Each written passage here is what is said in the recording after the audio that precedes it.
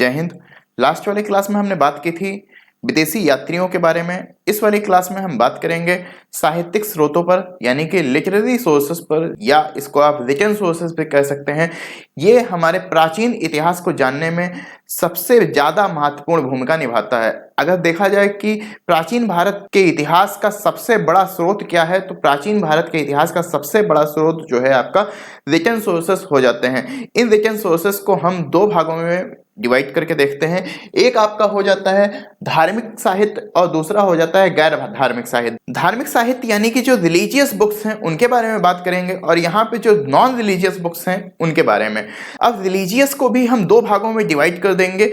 जब हम रिलीजियस को दो भागों में डिवाइड कर देंगे तो यहाँ पर एक ब्राह्मण आ जाएगा और दूसरा जो हो जाएगा वो गैर ब्राह्मण हो जाएगा। अब ब्राह्मण में हमने आपको बताया था वेद, पुराण, उपनिषद, आरण्यक, महाकाव्य, ये सारी चीजें आ जाएंगी। लेकिन यहाँ पर अगर देखा जाए गैर ब्राह्मण में, तो गैर ब्राह्मण में हम जैन साहित्य और बौद्ध साहित्य, यानी कि जो जैन धर्म से रिलेटेड बुक्स मिली हैं हमें, या फिर बौद्ध धर्म से जो रिलेटेड हमें बुक्स मिली हैं, उनके बारे में हम इस क्लास में डिस्कस करेंगे। ब्राह्मण साहित्य आपका एक बहुत बड़ा टॉपिक है, इसको हम एक अलग क्लास में कवर करेंगे। इस वाले क्लास में हम सिर्फ गैर ब्राह्मण साहित्य को कवर करेंगे। इसके बाद अगर हम गैर धार्मिक साहित्य की बात करें, यानी कि जो नॉन रिलीजियस बुक हैं, अगर हम उनकी बात करें, तो यहाँ पर जैसे जैसे हमारा टॉपिक कंप्लीट होता रहेगा आपको बहुत सारे बुक्स जो हैं आपको पता चलती रहेंगी। अगर देखा जाए तो आप जब जाएंगे गुप्ताज में, जब आप गुप्ता के बारे में पढ़ेंगे, तब वहां पर आपको बहुत सारे बुक्स के बारे में जानकारी मिल जाएगी। साथ ही साथ इसके बाद जो हमारा टॉपिक रहेगा, यानी कि जो 16 महाजनपद वाला टॉपिक रहेगा, उसमें बहुत सारी बुक्स रहेंगी जो नॉन रिलीजियस होंगी। फिर इसके बाद में गुप्ताज में अगर हम जाएंगे तो गुप्ताज में भी बहुत सारी बुक्स होंगी जो नॉन रिलीजियस होंगी। तो यहाँ पर आपको बहुत सारे बुक्स के बारे में पता चल जाएगा। और ये बुक्स जो है इनमें कुछ समझाने जैसा कुछ भी नहीं है, तो इसको एक खाली आपको याद करना है, तो उसके लिए अलग से क्लास देने की जरूरत नहीं है। यहाँ पर ये चीजें आपको समझाने के लिए हैं, तो यहाँ पर इन सारी चीजों की क्लासेस अलग से करा दी गई हैं। इसकी क्लास कराने से कोई फायदा नहीं है। ये जब आपका जैसे जैसे टॉपिक में आता रहेगा वैसे वैसे इसको हम कंप्लीट कराते रहेंगे। तो सबसे पहले हम बात करते हैं जैन साहित्य, यानी कि जो हमें जैन धर्म से रिलेटेड बुक्स मिली हैं उनकी हम बात करते हैं। अब देखिए, जो जैन साहित्य है या जैन धर्म से जो रिलेटेड बुक्स हैं उनको आगम भी कहा जाता है। आगम किसे कहा जाता है? तो जैन ग्रंथों को कहा जाता है, यानी कि जैन धर्म से संबंधित जो भी हमें पुस्तकें हैं उनको क्या कहा जाता है? आगम भी कहा जाता है। अगर देखा जाए तो जैन धर्म के बारे में अगर बात करें तो जैन धर्म का बहुत ज्यादा विकास नहीं हो पाया। इसके पीछे का एक कारण है कि इसकी भाषा कैसी थी भैया? तो इसकी भाषा प्राकृत भाषा थी, और प्राकृत भाषा होने के कारण ही इस धर्म का जो है बहुत अधिक विकास नहीं हो पाया। प्राकृत भाषा एक बहुत ही जटिल भाषा है, और इस भाषा को बहुत सारे लोग जो है समझ नहीं पाते थे, इसलिए इस धर्म का बहुत ज्यादा विकास नहीं हुआ। इसके बाद में अगर हम बात करें कि जैन धर्म या जैन साहित्य के बारे में हमें किस चीज से पता चलता है या किस ग्रंथ से हमें बहुत अच्छी जानकारी मिल जाती है इस धर्म के बारे में, तो भद्रबाहु के द्वारा लिखा हुआ एक ग्रंथ है जिसका नाम है कल्पसूत्र। इसकी रचना, कल्पसूत्र की रचना की थी भद्रबाहु ने इस कल्पसूत्र नामक ग्रंथ की रचना की थी।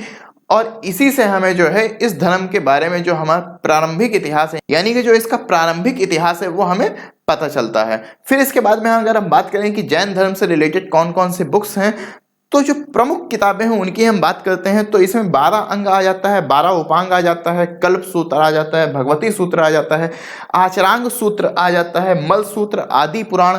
ये सब क्या है? आपके जैन धर्म से रिलेटेड पुस्तकें हैं। इसके अलावा और भी हैं, परिशिष्ट पर्वन है, भद्रबाहु चरित्र है। ये सब जो है किससे रिलेटेड हैं? ये सारी की सारी पुस्तकें जो हैं आपकी जैन साहित्य से रिलेटेड हैं। अगर हम भगवती सूत्र की बात करें तो भगवती सूत्र से ही हमें 16 महाजनपदों के बारे में भी पता चलता है। जो आप मगध पढ़ते हैं तो मगध भी 16 महाजनपदों में से एक है, जिसमें आप अशोक के बारे में पढ़ते हैं, चंद्रगुप्त मौर्य के बारे में पढ़ते हैं। तो ये सब किसके अंतर्गत आता है? 16 महाजनपद के अंतर्गत आता है।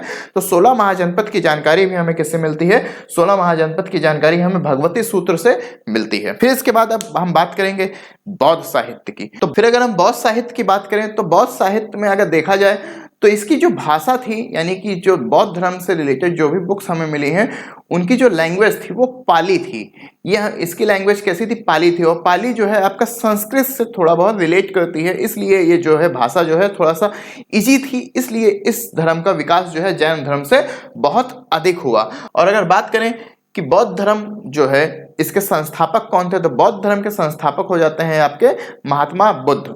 बौद्ध धर्म के संस्थापक महात्मा बुद्ध हो जाते हैं। वहीं अगर जैन धर्म के बारे में देखा जाए तो जैन धर्म के संस्थापक जो हैं ऋषभ देव हो जाते हैं, लेकिन ये वास्तविक संस्थापक नहीं है।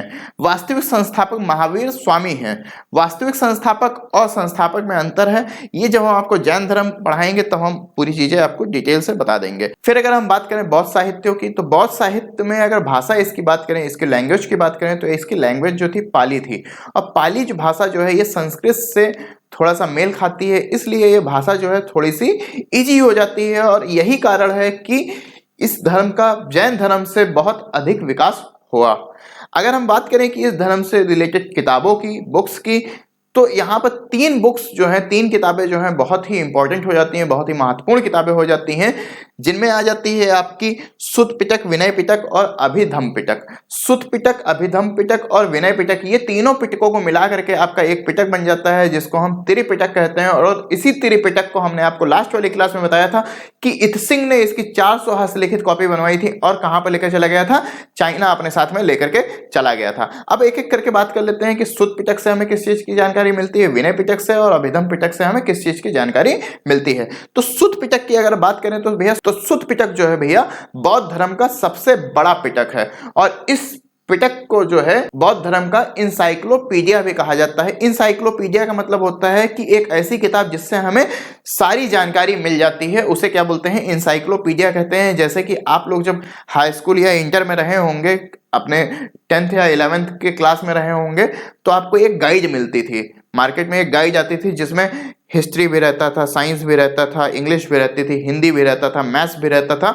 उसमें सारी किताबें जो हैं आपको मिल जाती थी। तो एक ही किताब में अगर सारी जानकारी आपको मिल जाती है तो उसे क्या बोला जाता है? इंसाइक्लोपीडिया बोला जाता है। उसी तरह से ये जो सुत्त पिटक है, इसमें हमें जैन धर्म से रिलेटेड सारी जानकारी मिल जाती है, इसलिए जैन धर्म के सुत्त पिटक को इंसाइक्लोपीडिया बोला जाता है। इसीलिए ये पिटक सबसे बड़ा भी है। फिर इसके बाद हम बात करते हैं विनय पिटक की। तो विनय पिटक भैया तीनों पिटकों में से सबसे छोटा पिटक है और इस पिटक में सिर्फ हमें इतनी जानकारी मिलती है कि बौद्ध धर्म में किस तरीके से प्रवेश करना है, यानी कि बौद्ध धर्म में प्रवेश कैसे करना है, उस चीज की जानकारी हमें कहां से मिलती है? तो विनय पिटक से मिलती है। इसके बाद में हम बात करते हैं अभिधम्म पिटक की।